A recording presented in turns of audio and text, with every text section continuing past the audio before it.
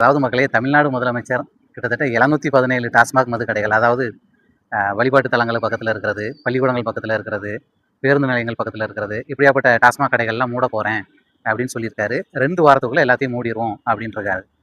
இதை பார்த்த உடனே நம்மளுக்கெல்லாம் ஒரு பெரிய மகிழ்ச்சி. பரவாயில்லையப்பா, டாஸ்மாக் கடைகள்லாம் மூட போகிறாரு, அப்போ கிட்டத்தட்ட சாராயத்தை ஒழிச்சிருவார் போல அப்படின்னு நம்ம எதிர்பார்த்துக்கிட்டு இருக்கும்போதே அடுத்தடுத்த செய்திகள் வருது. இது முதல் தடவை இல்லை, இதுக்கு முன்னாடி முதலமைச்சராக இருந்தவங்களும் இப்படி அப்பப்போ 500 கடைகளை மூடியிருக்காங்க.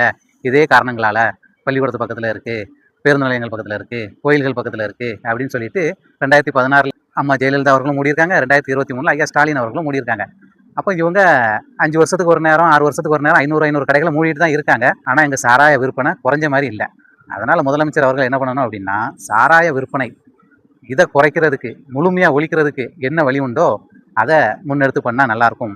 அதே மாதிரி சட்டசபையில் ஐயா ஜேசிடி பிரபாகர் அவர்கள் இன்னைக்கு சபாநாயகராக பொறுப்பேற்றிருக்காரு.